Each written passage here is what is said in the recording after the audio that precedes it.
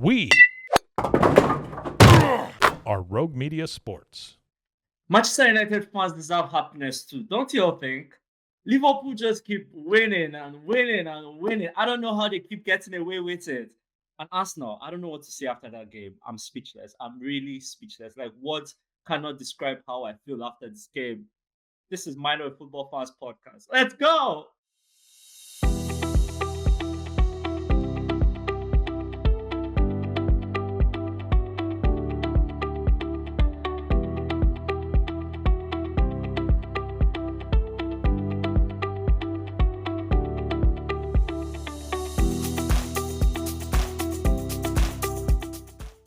Hello, everyone. Welcome to Minor Football Fans Podcast, your go-to home for all things Premier League football. I'm your host, David. If you are new to the channel, I'm David. Thank you so much for tuning in. This is Minor Football Fans Podcast, your go-to home for all things Premier League football. This is where we break down all the storylines, all the highlights, all the news from a wonderful match week. Because let's be real, in the Premier League, every match week is a wonderful one. So, thank you so much for joining us. Yes. If you are new to the channel, we have to always start by saying welcome and thank you so much for tuning in. If you haven't subscribed, please subscribe. Subscribe, hit that subscribe button down below and hit the notification bell so that you'll be notified when we drop an episode or when we drop content for you all here. And also for our returning subscribers, thank you so much. We love you all. As always, kisses to you all. Kisses to you all. Thank you so much for always supporting and following us every step of the way. And as always, don't forget, it's not the only place you can find us. Listen to Mind on Football Fans podcast on all podcast platforms. Every podcast platform, we're out there. If YouTube is not your vibe, that's okay. Check out our Spotify, check out our Apple Podcasts, we're all on there. And check out our socials, Mind on Football Fans podcast on all socials, Instagram, TikTok, Facebook, whichever one you vibe with, that's okay. Thank you. Because that's where we drop short content. Long content is not your vibe. Thank you so much. We appreciate you all. So let's jump right into it, shall we? Matchweek 5 really did not disappoint. There were three big games. There was the Merseyside Derby. There was Manchester United versus Chelsea. And then the match we capped off with Arsenal versus Manchester City. So which one should we start with? I believe I'm going to start with... I should really have my notes arranged, people. But I'm going to start with this one. Liverpool 2, Everton 1. I want to start with this one because Liverpool always find ways to win. They always find ways to win. They are not meant to be winning games. They are literally not meant to be winning games. Last week, I told you all that Liverpool did not play up to 60% and they ended up winning because of a penalty, right? That's what I told you all. Yes. This week, again, they did the same thing. They literally, for the first, I'm not going to like sugarcoat it. For the first 30 minutes, they were close to 80. They were at 80%. But then after that, the game just kind of glided away from them. And then even towards the second half was even worse. Second half, Everton were on top. Everton should have... I'm not going to say too much. But yes, the game just glided towards away from them. And Everton could have made so much more from it. This game probably could have ended a draw. But Liverpool found a way to defend. They found a way to hold on to the lead. And they found a way to win, just like we've seen. Last week, they did it against Burnley. They won with a last-minute penalty. Midweek in the Champions League, they gave up a 2-goal lead to Atletico Madrid. And somehow, towards the end of the game, I think it was 90 plus. I can't even remember. 90 plus something. Free corner. Szoboszlai took it, and Van Dijk was just there to head it. They found a way to win. They played 5. They won 5. 15 points out of 15 points. And pretty much 5 points clear of second place Arsenal, Spurs, and Bournemouth. We'll talk about them in a minute. But they are 5 points clear. I mean, there's a stat out there that says a team with a 5-point lead at this stage of the season has gone on to win the league. Now, would they do it? I don't think so. I still stand by Arsenal winning the league. But they have a 5-point head start. Liverpool have a 5-point head start. Everton, as I said, I wasn't going to say too much on this game, really, because I just want to know how they keep doing it. I really just want to know how they keep doing it. If someone can tell me, that would be lovely. Is it a mentality thing? Is it just luck? Because I heard another saying that hard work puts you in a position for luck to find you. So is it that they are just working harder than other teams, that luck is just finding them? Because that's real. Most of this is just luck. Like, other than the fact that they are defending well and they score goals, but they still are kind of they still take things for granted, and they've lost leads. Like we're talking about Leeds like 3 times. They've lost Leeds about 3 times against Bournemouth, 2 goal lead, lost it. Against Newcastle, lost the lead. Against Atletico Madrid in Champions League, if you were following Champions League, they lost it. So did they just up the tempo enough that luck found them to win? Like what did they do? Even against Everton too, they almost lost the lead. So I just want to know how they keep doing it. From an Everton point of view, it's not a bad result. Like obviously to lose is bad, but for them it's not really a bad result because they are still in the top 10. Like or yeah, they are literally 10th with 7 points. 7 points out of 15 is not bad for a team like Everton. The players they have brought in have been really good. Grealish has been impressive. Roman Njai has been impressive. Beto has been impressive. Dewsbury Hall has been impressive. The defense has also been impressive. So it's not a bad result for Everton. It was always going to be a tight one. And to be honest, they made it closer than it should have. Than most people predicted. They made it so much more closer than than predicted. But it is what it is. Liverpool are 5 points clear. Kudos to them. We're not going to say too much on it. We're going to move on. Okay. Um, moving on. Moving on. Right. I'm just checking my notes here just to be sure I have it. I have the right things here. Moving on to the second big game of the match week. Second big game of the match week, right? Manchester United 2, Chelsea 1. This is why we love the Premier League, people. This game is an example of why we love the Premier League. Like, you can't tell me that you watched this game and you did not enjoy it. As a Chelsea fan, as a Manchester United fan, maybe not as a Chelsea fan, but as a Manchester United fan, as a football fan, as a neutral fan, you watched this game and you enjoyed it. Wow, what a game. What a game of football. Everything kicked off 5 minutes into the game when Sanchez. Let me backtrack a bit.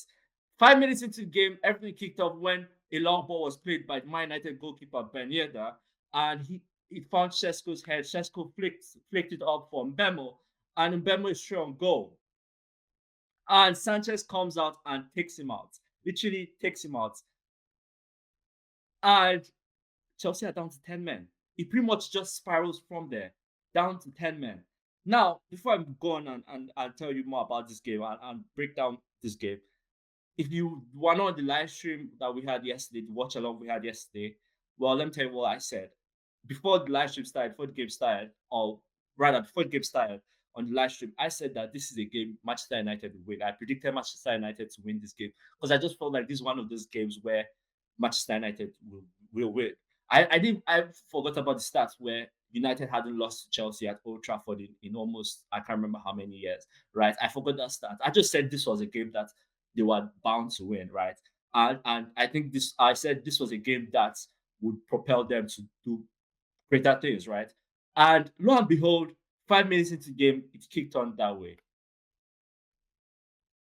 Chelsea down to 10 men. Manchester United with all the momentum. Even before they were down to 10 men, Manchester United started so brightly. They were on it. Like from minute one, they were on it. And it just helped that Chelsea went down to 10 men in 5 minutes. And immediately after that, Chelsea made some bizarre substitutions that I'm till this day I'm questioning, right? Took out Esteval, took out Pedro Neto, and took out Cole Palmer all within the first 21 minutes of the game. And that's pretty much um, Chelsea's attacking players, right? And looking back at it, right? We'll talk about Man United's red card. I mean, how would I have known that Man United would have got a red card? Because I believe that if those guys were still on the pitch, maybe they would have salvaged something on there. But those guys were not on it, and the guys that were on the pitch, I didn't really think could do anything really to influence the game offensively, right? But United were on it from minute one, and it helps that that Chelsea got the red card, and they just kept pressing. United just kept pressing. 2 goals in the first 37 minutes. The first one by Bruno Fernandes, cross into the box. Patrick Dogu then headed it back to us, but a striker's finish by Bruno Fernandes. The same thing again pretty much happened. Corner kick taking shot, or I don't think it was taken in, but then it was headed out, and then Mazarawi crossed it in, and Pachidogu headed it back. Rich James botched the clearance, and Luke Shaw headed it back towards goal, and Casemiro was just there free, open put, and it was 2-0 Manchester United. And I'm like, well, you can just all like where else can you go from here other than up for Manchester United? And for Chelsea, where else can you go other than down for them? Right? And then just some minutes before halftime, Casemiro, with all his experience, decided to foul. When I mean foul, right, he decided to like literally put his hand, like hug Santos, right? And in my mind, I'm like, okay, that's a harsh. Like he was on a yellow card before that, and then with that foul, he was awarded a second yellow, which is a red, right? And in my mind, I'm like, okay, that's a bit harsh. Like, let's be real, that's hard. That's a harsh second yellow. Like that should not have been a yellow. But then Casemiro, knowing that he's already on a yellow with all his experience, should not even have tried to even do that. Like I get like there are types of fouls, right, that you give, and the referee will not read too deep into it. But this type of foul was just that the referee read too deep into it. You know what I mean? Again, it was a harsh yellow card, harsh second yellow. But Casemiro, with all his experience, should not have fouled that way. Like literally hugging Santos. Like he should not have done that. But that was pretty much from then on. United kind of just took a downhill momentum, and Chelsea, to some degree, controlled the game in the second half. They kind of found their rhythm, found kind of grew into the game, and they scored one goal that was offside, and then they scored a second goal with 10 minutes left to play from a corner, and it looked like they could equalize, but United stood strong. The one thing I'll say about this game, and especially from Manchester United point of view, is, and I said this on the stream, I was like, if Chelsea score, it would be a nervy game for Manchester United. But Chelsea did score, but it wasn't nervy for Manchester United. Don't get me wrong. Now, if the attacking players were on the pitch, Cole Palmer, Pedro Neto, Estevao, if any one of them was on pitch, maybe. But Manchester United held their own. So I'll give them that. I'm proud of them for that. That even though Chelsea scored, it wasn't a nervy finish. Like we've seen Manchester United have leads in the past, and then they give up one goal and it becomes a nervy finish. Old Trafford is kind of nervy. You can feel it from the TV. Like you're watching the game on TV and you can feel the nervousness. But it wasn't the case in this scenario. Manchester United held on firm and finally got their first win in a minute. Because let's be real, Manchester United fans, you all deserve to be happy too. You all need happiness in your life too. Like other fans can't be happy and you all are there crying and sad. You all deserve happiness too. And I'm happy that your boys were able to deliver happiness to you all. So credit to Manchester United. Chelsea back-to-back losses, first in Champions League and then now in the league against Manchester United, Champions League against Bayern. So credit to Manchester United. Again, Manchester United, the only place you can go from here is up. Literally, just keep going up. This is a momentum builder. You've gotten this win. Don't look back. You can't have one step forward, three steps backward. Like, no, it doesn't work that way. Moving on. Moving on to the final big game of the match week. Final big game of the match week. Arsenal won, Manchester City won. I don't know what to say to this game, people, really, because I've been on social media and I've been on YouTube just in preparing for this media, especially after the game, because I like to be out there to see what people are saying, because I have what I know after watching the game. I have like my own thoughts and feelings for the game, but I like to be out there to see maybe if our feelings you know align. But I really don't know what to say from this game, right? But let me start by saying this. Ateta is the first manager to not lose in 5 attempts to Pep Guardiola or Manchester City, something along those lines. That's the start, right? He's the first manager to hold Manchester City to not lose to Manchester City in 5 attempts. So that's big, I guess, on a personal achievement for him. That's big. But we're not here for moral victories. Let's be honest. We don't do moral victories. Um, this is me trying to find the words to say for this game. Part of me feels that this game was. Oh no, no, no. Let me take a step back. Let me get my thoughts together. This game was there for the taking. City played a style of football that we've never seen City play. City, since Pep Guardiola took over, I've never seen them play ultra defensive, or in other words, what we term as park the bus. I've never seen City do that. This was the first time I'm watching City, and they are literally parking the bus. Just a Mourinho style, if for the reference. Um, so this game was there for the taking. So part of me, and we go back to Liverpool game. Part of me is we'll go back to Liverpool game for a reference. Arsenal Liverpool. Part of me is like, should Arteta have done more in terms of the players he started with, right?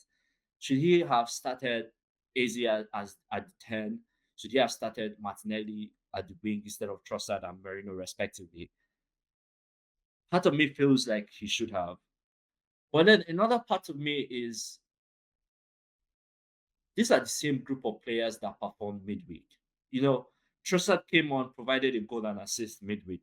Merino is literally like we've seen him score goals. Like he's scored goals on numerous occasions, right?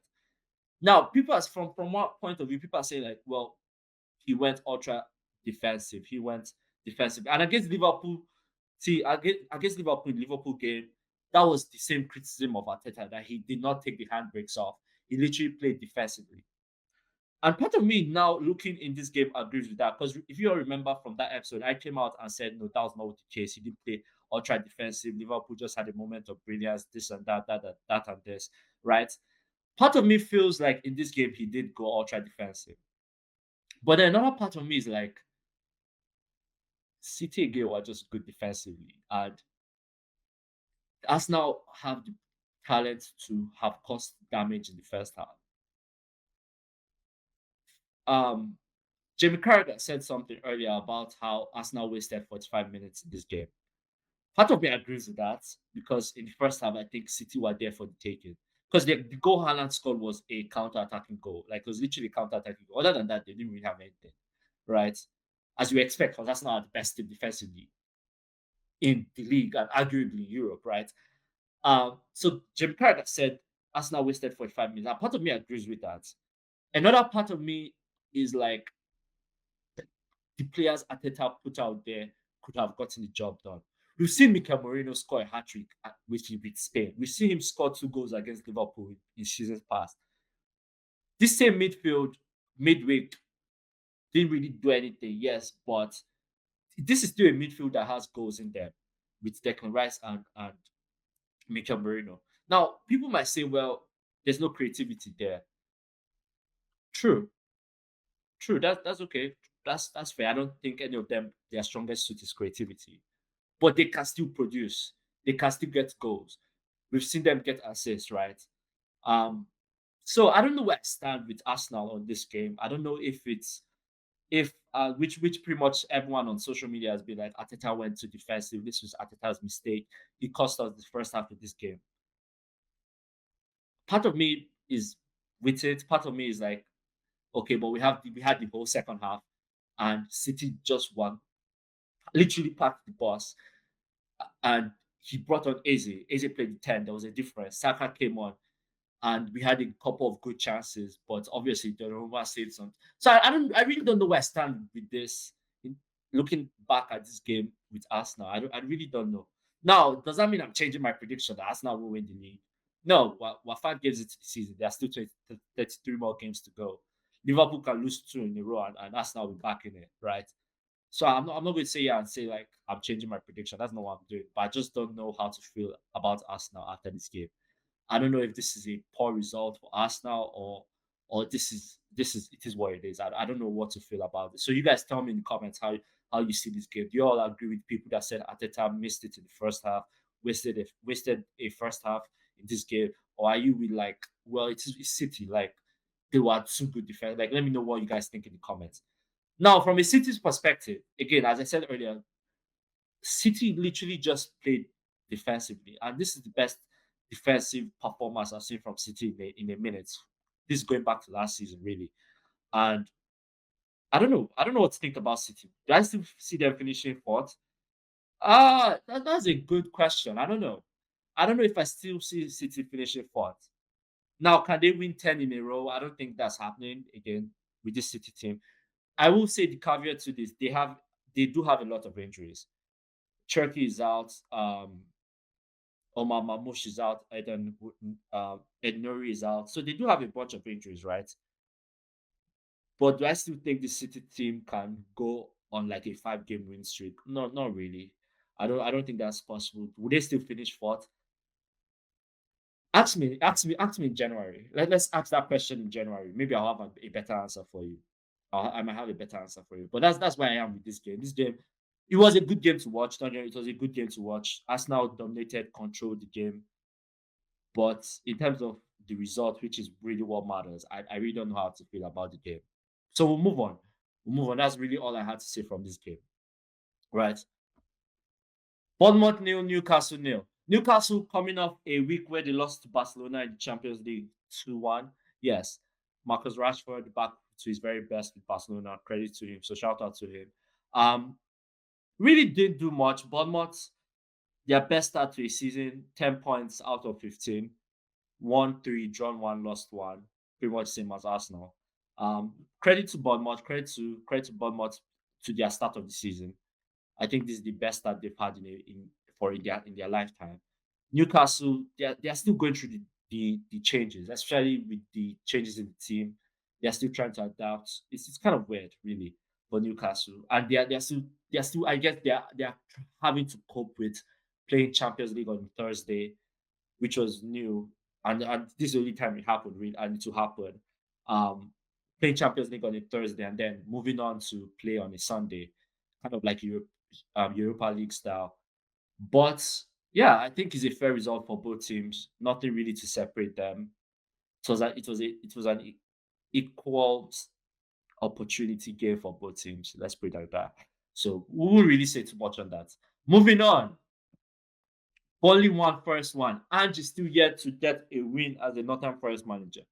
This is coming off midweek where they blew the lead and lost on penalties to Brentford. Yes, they lost on penalties to Brentford. Um, they were 2-0 up and then they lost. No, no, not Brentford. I misspoke. I misspoke. Swansea. They lost to Swansea. Brentford beat Villa on penalties. That's my confusion. They were 2-0 up and then they blew the lead to Swansea. Kind of Ange style, really. When you look at it, you're like, that's one of the characteristics of Ange Postecoglou and his teams, as we've seen with Tottenham having the lead and then blowing it, really. Um, I think again for both teams is a fair result. We're not going to read too deep into it. From a Burnley point of view, I'm happy that they were able to get the points to salvage the points because unluckily in their last 2 games they have been unlucky to not salvage 2 points from those games.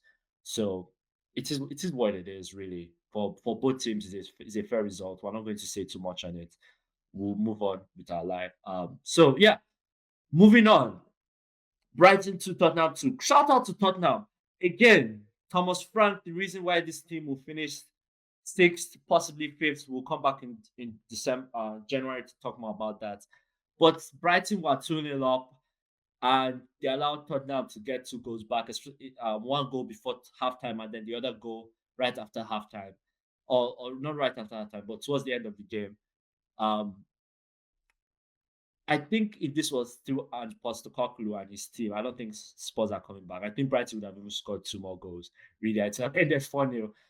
But this is not Ange Postecoglou. This is Thomas Frank, a very disciplined manager, a manager who knows what his team needs to do, who can adapt to any situation. Thomas Frank. He knows what his team needs and can change them to adapt to any given situation. This is not the Spurs of last season. In a small sample size, we've seen a different Spurs. Midweek again in Champions League, I believe they beat Villarreal 2-0. No, it was 1-0. It was 1-0. They beat Villarreal 1-0. And kudos to Thomas Frank getting his first win in Europe. Credit to him. And then coming off this, 2-0 up, like you watching the game, you thought Brighton would have run away with it, but Spurs were able to regroup. Thomas Frank able to change some things and regroup, and they were able to salvage a point. Quality point for them. They didn't lose it. It is what it is. Credit to them. And I don't know why I'm bigging Spurs up. Maybe it's because of Thomas Frank has a special place in my heart. I don't know. I don't know what it is, but he has a special place in my heart. That's all I'll say. So we'll leave it at that. We'll leave it at that. Um, Moving on. West Ham won. Crystal Palace 2. Crystal Palace are on an 11 game not losing streak. I don't know if that's the best way to say it. They are on an 11 game winning, not winning, because they had some draws. I guess we'll say not losing streak. Um, this is going back to last season. We're going back to last season. They haven't lost 11 games dating back to last season. I can't remember when their last was. And we're talking about the likes of the FA Cup final. We're talking the likes of the um Community Shield against Liverpool. They have won 11 games. 11 games. No, they have not lost 11 games in a row. Right. So this is a good bit of momentum for Crystal Palace and Oliver Glasner. Oliver Glasner, what an amazing job he's doing in that ball club. Like he has those boys believing that something's possible. And they're fifth in the league currently with 9 points. Fifth in the league. Again, I can't tell you when their last was. Their last loss was. We have to go back to last season against. I don't. I cannot tell you. Me just trying to pull it up really.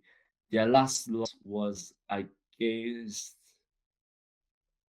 Oh wow, this is interesting. Their last loss was against Everton. February. No, that's not right. That can't be right. No, I'm tripping. Sorry, my bad. Their last loss was against. Yes, their last loss was against Newcastle, where they lost 5-0.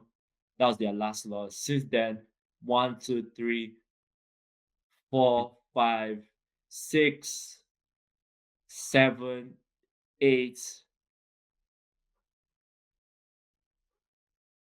9, 10, 11, 12. Well, you all get the point I'm trying to make here.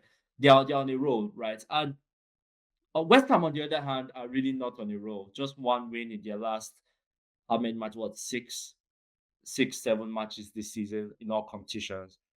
Graham Potter is definitely on the hot seat.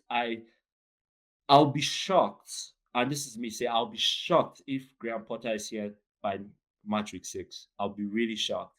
I'll be shocked if he still has 2 more games left. I'll be shocked. I like it to be shocking to see him because he hasn't done better than Julian Lopetegui, the guy they sacked, and he's had a longer time than Julian Lopetegui, right?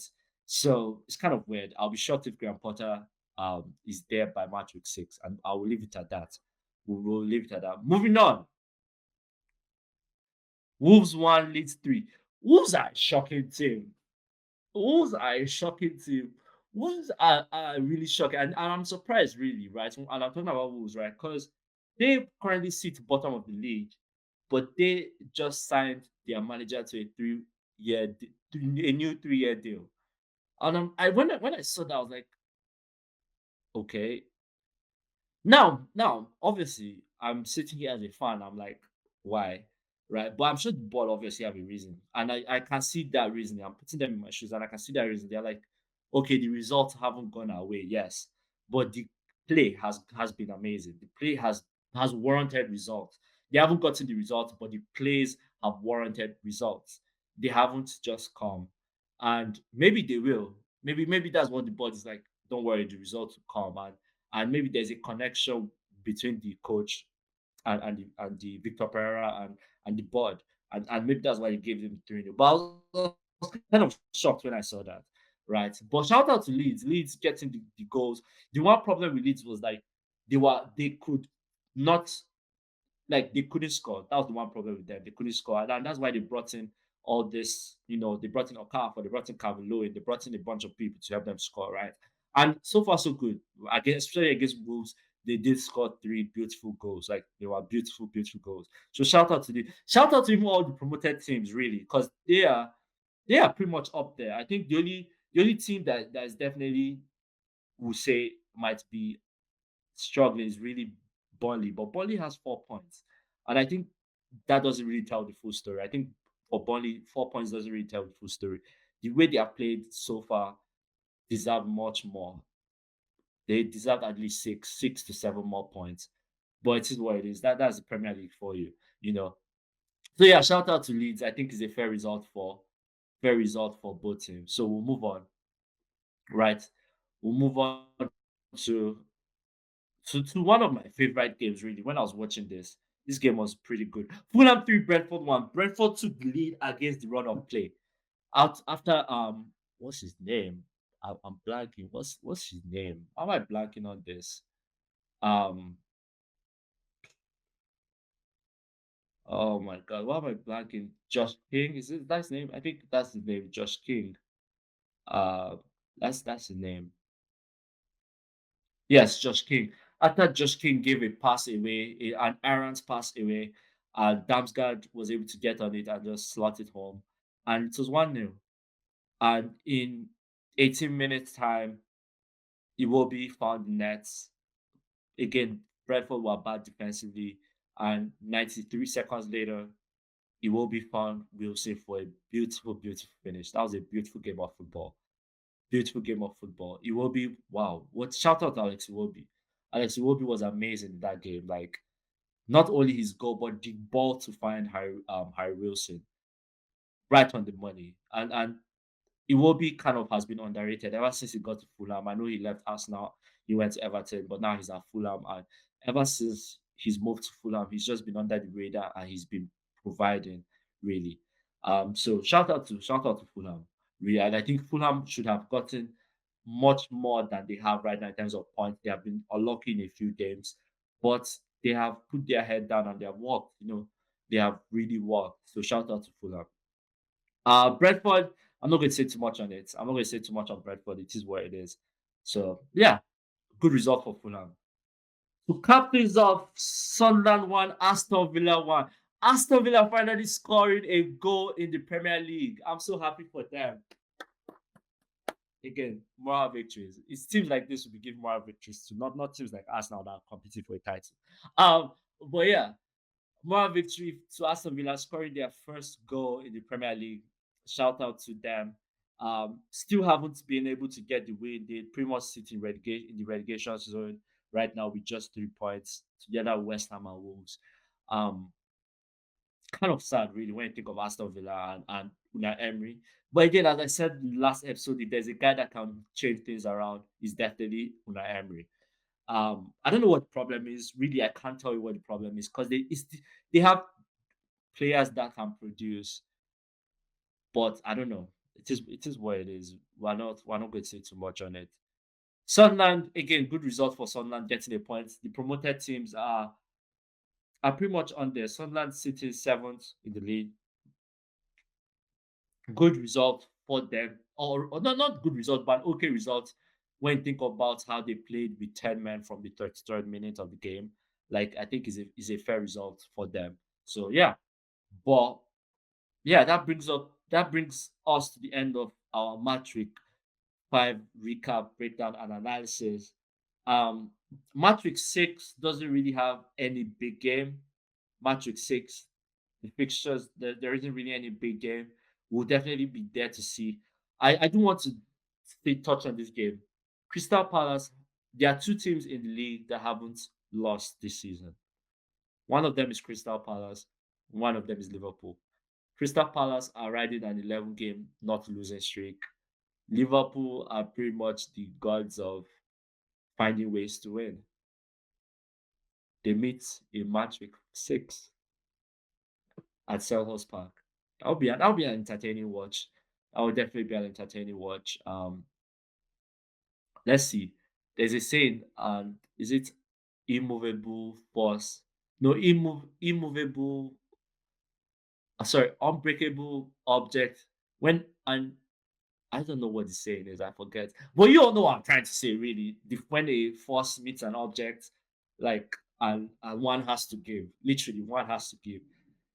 there are three results. There are three outcomes to this game. Either Palace wins, Liverpool win, or here's a draw, and both teams keep their not losing streak alive. Literally, that's what it is. And I think it's very exciting watch, especially the fact that it's at Selhurst Park. I think Palace would definitely give it to Liverpool. I'm not predicting anything now. I'm not going to say anything, but I think it will be an entertaining watch, definitely, definitely. So that's definitely up for Matchweek 6 next week. But yeah, that brings us to the end of this episode. I hope you all enjoyed it. This was an episode in which we saw United finally getting a win, and United fans finally getting some happiness, and then Arsenal and Manchester City playing to a draw. Kind of a weird result, really, from an Arsenal fan point of view. And then Liverpool keep finding ways to win the Merseyside Derby, finding ways to win. I don't know how to do it, but they keep doing it. So it is what it is. But we'll be back next week when we recap and break down match week 6. Let's see. Will Liverpool be undefeated by then? Only time will tell. Or will Palace? Only time will tell. We'll see. Um, but yeah, I hope you all enjoyed this episode. As always, if you are new to the channel, please subscribe down below. Thank you so much for tuning in. Please subscribe, hit that notification bell so you can notify when I drop content for you. For our returning subscribers, thank you so much. We just want to say thank you, thank you, thank you, thank you very much. And as always, don't forget, listen to Mind of Football Fast podcast on all podcast platforms. Check out our socials. We love you guys. And please give us a thumbs up if you're watching. We love you guys. Thank you. Thank you so much. As always, I'm your host, David. I hope you all have an amazing week ahead. Happy Sunday again. I'm out. Peace. We are Rogue Media Sports.